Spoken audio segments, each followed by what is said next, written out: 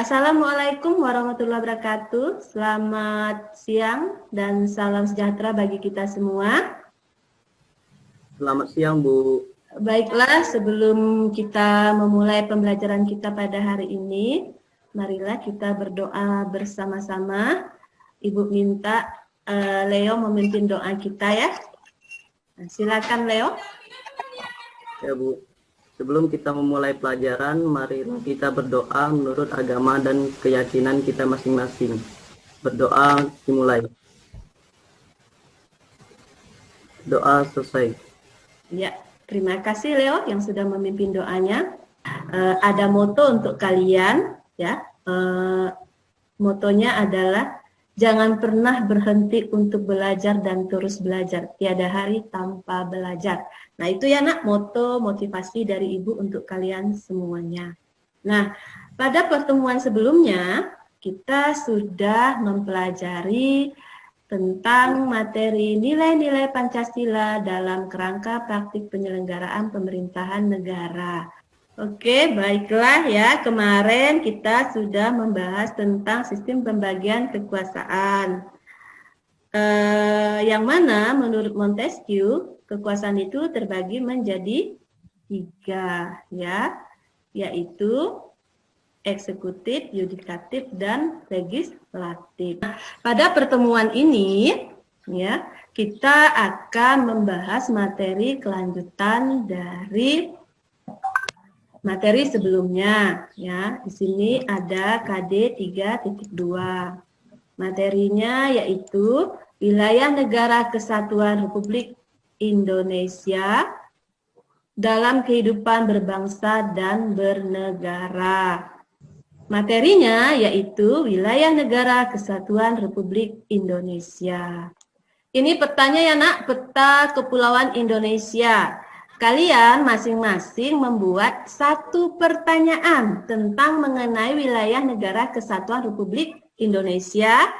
Nanti kalian simpan soal itu untuk bahan diskusi kalian, nanti diskusi kelompok. Ini adalah 5 pulau besar Indonesia yang merupakan wilayah negara kesatuan Republik Indonesia.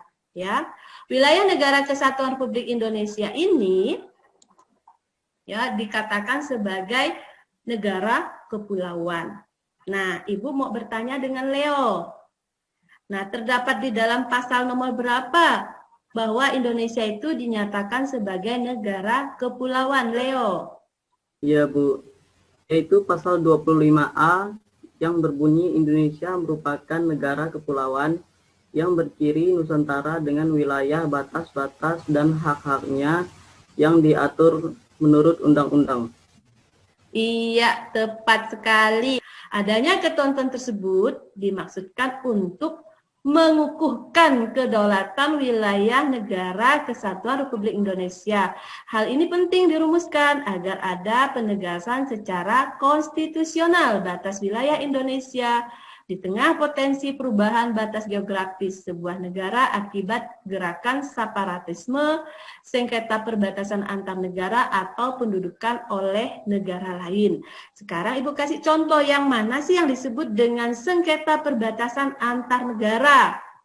Nah, ini dia contoh kasusnya, yang mana antara Cina dan Indonesia serta Filipina memperebutkan batas wilayah di ujung negeri kita, yaitu dekat Kepulauan Natuna, karena itu berbatasan langsung dengan Laut Cina Selatan ya. Makanya tentang mengenai batas-batas wilayah itu perlu ditegaskan di dalam suatu aturan, yaitu peraturan undang-undang.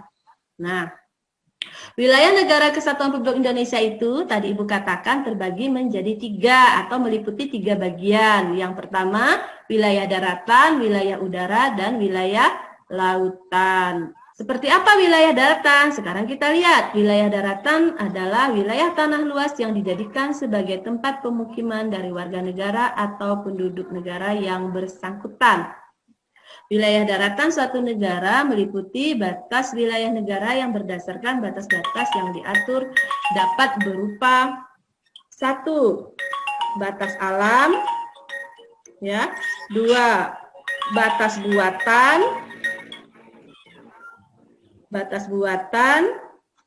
3. Batas menurut perhitungan.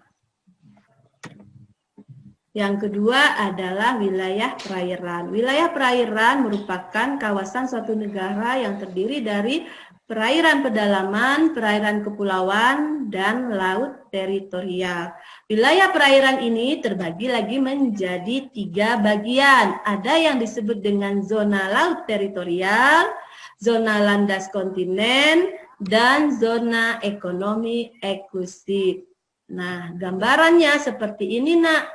Nah, ini perairan laut Indonesia yang terbagi menjadi 3 berdasarkan Konvensi Hukum Laut Internasional yang terbagi menjadi 3 bagian. Nah, di sini yang disebut dengan zona laut teritorial. Coba perhatikan gambarnya. Nah, menghitung laut teritorial 12 mil ini yaitu dari bibir pantai yang paling terluar di sini sampai batas 12 mil. Nah, untuk mengukur landas kontinennya, landas kontinen itu yaitu yang di bawah permukaan laut. Menghitungnya dari bibir pantai terluar ketika air surut dari bagian sini sampai bagian sini ya. Itu landasan kontinen. Ini landasan kontinennya. Kalau zona ekonomi eksklusif mengukurnya sama dengan mengukur landas kontinen dari bibir pantai yang terluar pada saat air surut sampai 200 mil. Setelah ini adalah merupakan zona laut bebas. Yang bagian dari laut teritorial sampai zona ekonomi eksklusif itu adalah merupakan wilayah laut perairan Indonesia. Tentang wilayah udara. Wilayah udara adalah udara yang berada di wilayah permukaan di atas wilayah darat dan laut. Nah, wilayah udara ini terbagi lagi menjadi 2, ya. Ada teori udara bebas dan teori negara berdaulat di udara. Teori udara bebas ini terbagi lagi menjadi 2. Ada kebebasan ruang udara tanpa batas, kebebasan udara tanpa batas, dan teori negara berdaulat di udara terbagi menjadi 3, teori keamanan, teori pengawasan, dan teori udara. Di sini materi kita anak-anak. Nanti habis ini kalian akan diskusi kelompok. Ibu bagi satu kelompok 5 orang, ya. Nah, diskusinya mengenai soal yang tadi kalian buat, masing-masing membuat satu pertanyaan mengenai tentang seputar wilayah negara kesatuan Republik Indonesia beserta materi yang telah Ibu sampaikan. Kalian gali sebanyak-banyaknya dari sumber internet, karena tadi Ibu menyampaikan materinya hanya secara garis besarnya saja. Ya, habis ini Ibu akan kirim melalui WA Group soal-soal evaluasinya 10 pilihan ganda dan 5 esai. Kalian kerjakan, 1 jam berikutnya kalian kumpulkan dengan Ibu. Dan tugas kelompoknya juga. Nanti kelompok Luciana yang akan mempresentasikan, kirim videonya lewat WA Group ya, Luciana ya? Ya, Bu. Luciana? Iya. Nah, sebelum kita mengakhiri pembelajaran pada hari ini, Ibu minta Luciana menyimpulkan hasil pembelajaran kita pada hari ini. Kesimpulannya adalah bahwa Indonesia merupakan negara kepulauan yang tertuang dalam pasal 25A Undang-Undang Dasar 1945, serta wilayah NKRI terbagi menjadi 3 bagian, yang meliputi wilayah daratan, udara, dan perairan, yang memiliki batas-batas wilayah tertentu, dan memiliki sumber kekayaan alam yang melimpah, yang diatur oleh negara sesuai dengan pasal 33 ayat 1 sampai 4.